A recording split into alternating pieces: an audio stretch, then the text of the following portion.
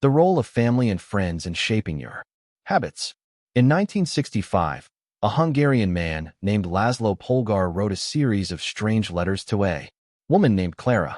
Laszlo was a firm believer in hard work. In fact, it was all he believed in. He completely rejected the idea of innate talent. He claimed that with deliberate practice and the development of good habits, a child could become a genius in any field.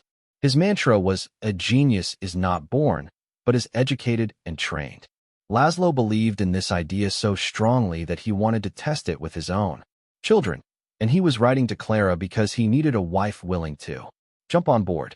Clara was a teacher, and although she may not have been as adamant as Laszlo, she also believed that with proper instruction, anyone could advance their skills. Laszlo decided chess would be a suitable field for the experiment, and he laid out a plan to raise his children to become chess prodigies. The kids would be homeschooled, a rarity in Hungary at the time.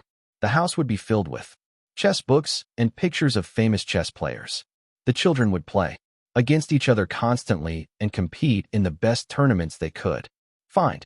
The family would keep a meticulous file system of the tournament history of every competitor the children faced. Their lives would be dedicated to chess. Laszlo successfully courted Clara, and within a few years, the Polgars were parents to 3 young girls, Susan, Sophia, and Judith. Susan, the oldest, began playing chess when she was 4 years old. Within 6 months, she was defeating adults. Sophia, the middle child, did even better. By 14, she was a world champion, and a few years later, she became a grandmaster. Judith, the youngest, was the best of all. By age 5, she could beat her father. At 12, she was the youngest player ever listed among the top 100 chess players in the world. At 15 years and 4 months old, she became the youngest grandmaster of all time, younger than Bobby Fischer, the previous record holder. For 27 years, she was the #1 ranked female chess player in the world. The childhood of the Polgar sisters was atypical, to say the least. And yet, if you asked them about it, they claimed their lifestyle was attractive, even enjoyable. In interviews, the sisters talk about their childhood as entertaining rather than grueling. They loved playing chess. They couldn't get enough of it. Once Laszlo reportedly found Sophia playing chess in the bathroom in the middle of the night. Encouraging her to go back to sleep, he said, "Sophia, leave the pieces alone." To which she replied, "Daddy, they won't leave me alone." The Polgar sisters grew up in a culture that prioritized chess above all else, praised them for it, rewarded them for it. In their world, an obsession with chess was normal. And as we are about to see, whatever habits are normal in your culture are among the most attractive behaviors you'll find. The seductive pull of social norms. Humans are herd animals. We want to fit in, to bond with others, and to earn the respect and approval of our peers. Such inclinations are essential to our survival. For most of our evolutionary history, our ancestors lived in tribes. Becoming separated from the tribe, or worse, being cast out, was a death sentence. The lone wolf dies, but the pack survives. Asterisk. Meanwhile, those who collaborated and bonded with others enjoyed increased safety, mating opportunities, and access to resources. As Charles Darwin noted, in the long history of humankind, those who learned to collaborate and improvise most effectively have prevailed. As a result, one of the deepest human desires is to belong, and this ancient preference exerts a powerful influence on our modern behavior. We don't choose our earliest habits, we imitate them.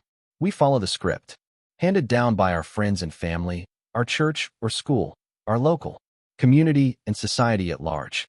Each of these cultures and groups comes with its own set of expectations and standards: when and whether to get married, how many children to have, which holidays to celebrate, how much money to spend on your child's birthday party. In many ways, these social norms are the invisible rules that guide your behavior each day. You're always keeping them in mind, even if they are at the not top of your mind. Often, you follow the habits of your culture without thinking, without questioning, and sometimes without remembering. As the French philosopher Michel de Montaigne wrote, the customs and practices of life and society sweep us along. Most of the time, going along with the group does not feel like a burden. Everyone wants to belong. If you grow up in a family that rewards you for your chess skills, playing chess will seem like a very attractive thing to do. If you work in a job where everyone wears expensive suits, then you'll be inclined to splurge on one as well. If all of your friends are sharing an inside joke or using a new phrase, you'll want to do it, too, so they know that you get it. Behaviors are attractive when they help us fit in. We imitate the habits of 3 groups in particular. 1. The close. 2. The many. 3. The powerful. Each group offers an opportunity to leverage the second law of behavior change and make our habits more attractive. 1. Imitating the close. Proximity has a powerful effect on our behavior. This is true of the physical environment, as we discussed in Chapter 6, but it is also true of the social environment. We pick up habits from the people around us.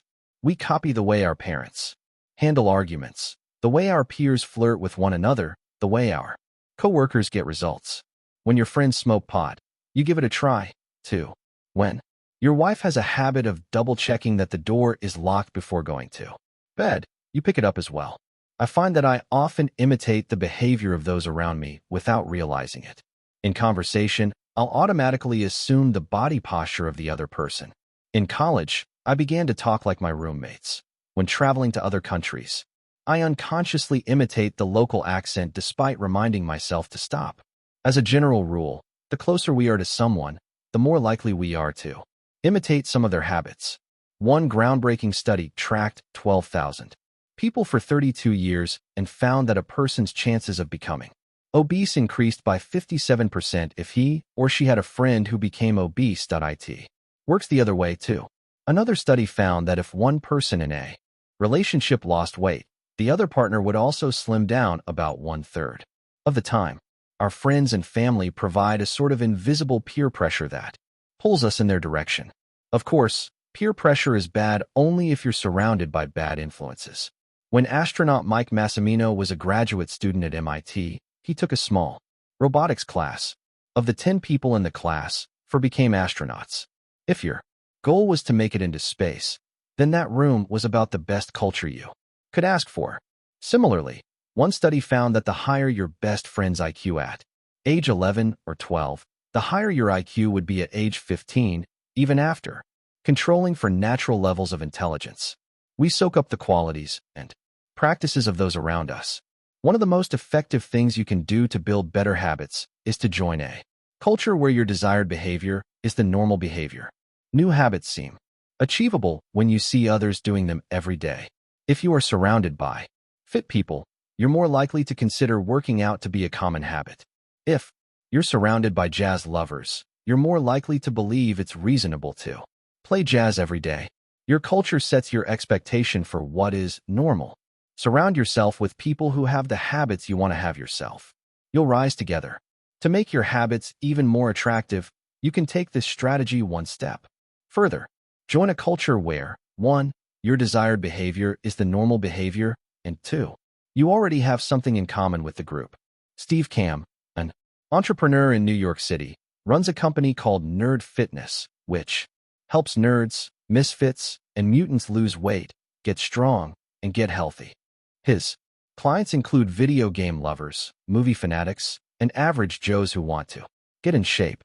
Many people feel out of place the first time they go to the gym or try to change their diet.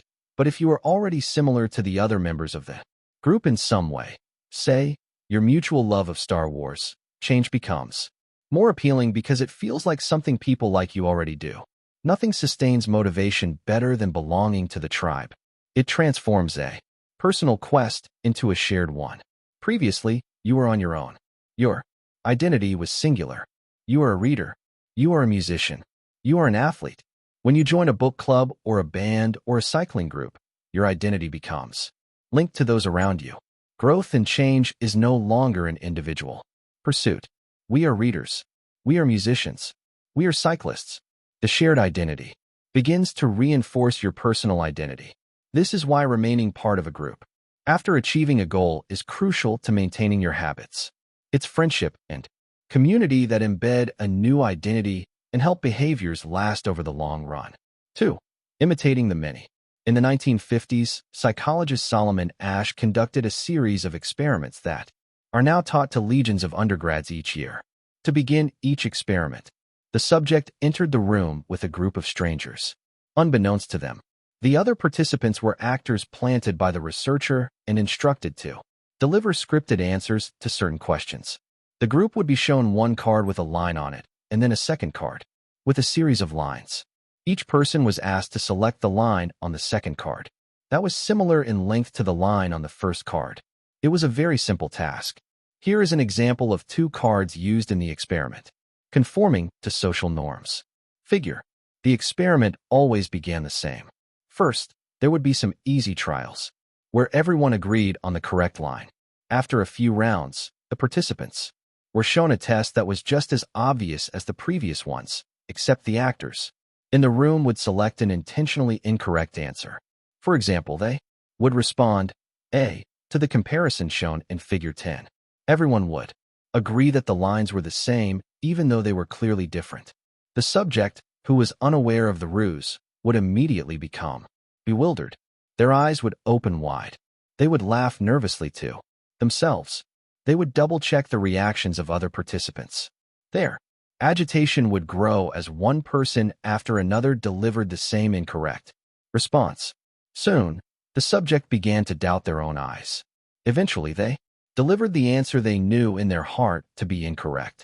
Asch ran this experiment many times and in many different ways. What he discovered was that as the number of actors increased, so did the conformity of the subject. If it was just the subject and one actor, then there was no effect on the person's choice. They just assumed they were in the room with a dummy. When two actors were in the room with the subject, there was still little impact. But as the number of people increased to 3 actors and 4 and all the way to 8, the subject became more likely to second-guess themselves. By the end of the experiment, nearly 75% of the subjects had agreed with the group answer, even though it was obviously incorrect. Whenever we are unsure how to act, we look to the group to guide our behavior. We are constantly scanning our environment and wondering, what is everyone else doing? We check reviews on Amazon or Yelp or TripAdvisor because we want to imitate the best buying, eating, and travel habits. It's usually a smart strategy. There is evidence in numbers, but there can be a downside. The normal behavior of the tribe often overpowers the desired behavior of the individual. For example, one study found that when a chimpanzee learns an effective way to crack nuts open as a member of one group and then switches to a new group that uses a less effective strategy, it will avoid using the superior nut cracking method just to blend in with the rest of the chimps. Humans are similar. There is tremendous internal pressure to comply with the norms of the group. The reward of being accepted is often greater than the reward of winning an argument, looking smart, or finding truth. Most days, we'd rather be wrong with the crowd than be right by ourselves. The human mind knows how to get along with others. It wants to get along with others. This is our natural mode. You can override it. You can choose to ignore the group or to stop caring what other people think, but it takes work. Running against the grain of your culture requires extra effort.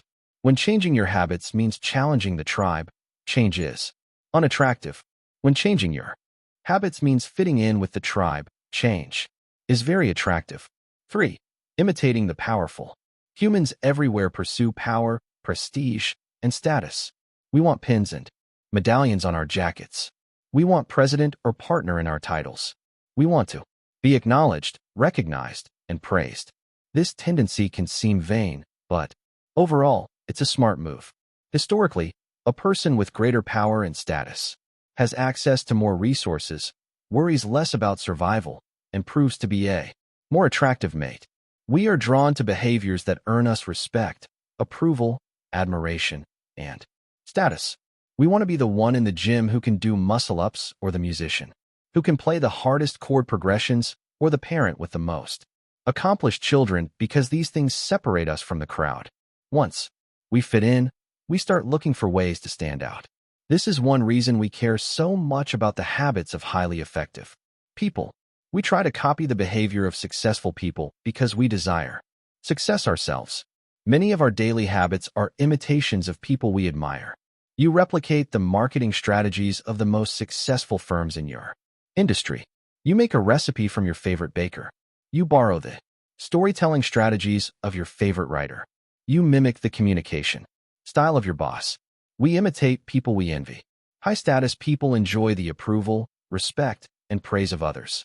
And that means if a behavior can get us approval, respect, and praise, we find it attractive. We are also motivated to avoid behaviors that would lower our status.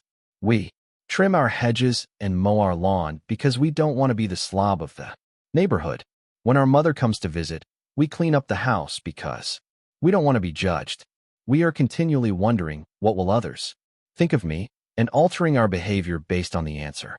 The Polgar sisters, the chess prodigies mentioned at the beginning of this chapter, are evidence of the powerful and lasting impact social influences can have on our behavior. The sisters practiced chess for many hours each day and continued this remarkable effort for decades. But these habits and behaviors maintained their attractiveness, in part, because they were valued by their culture.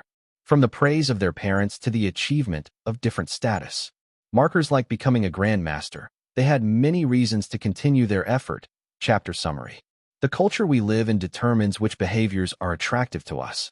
We tend to adopt habits that are praised and approved of by our culture because we have a strong desire to fit in and belong to the tribe.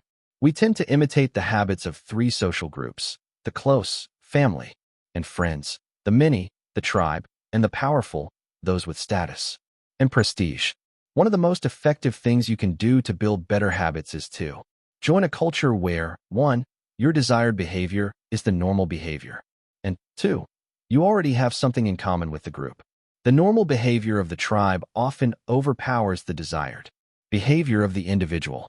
Most days, we'd rather be wrong with the crowd than be right by ourselves. If a behavior can get us approval, respect, and praise, we find it attractive.